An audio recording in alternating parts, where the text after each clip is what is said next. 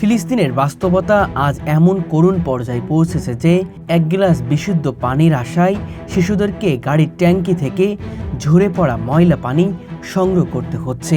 ছোট ছোট হাতের বোতল বা পাত্র ভর্তি হচ্ছে গাড়ির নিচ থেকে গড়িয়ে পড়া অস্বাস্থ্যকর পানিতে। এই দৃশ্য মানব সভ্যতার ইতিহাসে এক ভয়াবহ কলঙ্ক হয়ে থাকবে।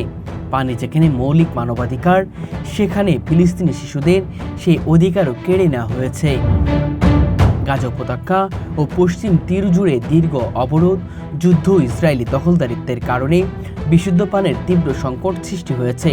জাতিসংঘের একাধিক প্রতিবেদনে বলা হয়েছে, গাজার ৯৭% ভূগর্ভস্থ পানি দূষিত এবং পান করার অনুপযোগী। যুদ্ধ ও বোমাবর্ষণে ধ্বংস হয়েছে পানি সরবরাহ আইন, নষ্ট হয়ে গেছে শোধনাগার, বিদ্যুতের অভাবে অচল হয়ে পড়েছে পানি উত্তোলন ব্যবস্থা। ফলে প্রতিদিন ফিলিস্তিনের লাখো মানুষ নিরাপদ পানির জন্য হাহাকার করছে। শিশুরা বাধ্য হয়ে ময়লা পানি পান করছে, যার কারণে ভয়াবহ হারে ছড়িয়ে পড়ছে পানিবাহিত রোগ। কলেরা, হেপাটাইটিস, ডায়রিয়া, টাইফয়েড আক্রান্ত হয়ে অসংখ্য শিশু হাসপাতালে ভিড় জমাচ্ছে। চিকিৎসা ব্যবস্থা ভেঙে পড়ায় অধিকাংশ ক্ষেত্রেই তারা পর্যাপ্ত চিকিৎসা পাচ্ছে না। প্রতিদিনই নতুন নতুন শিশুর মৃত্যু ঘটছে কেবল এক গ্লাস বিশুদ্ধ পানির অভাবে।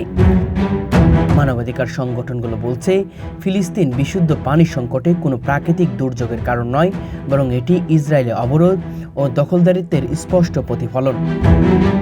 আজকের বিশ্ব যখন মহাকাশে পানি খুঁজে বেড়াচ্ছে, তখন পৃথিবীর বুকে ফিলিস্তিনের শিশুদের চোখের পানি নামছে এক গ্লাস বিশুদ্ধ পানির অভাবে। এই বৈষম্য শুধু মানবতার জন্য এক কঠিন ব্যর্থতার চিত্র।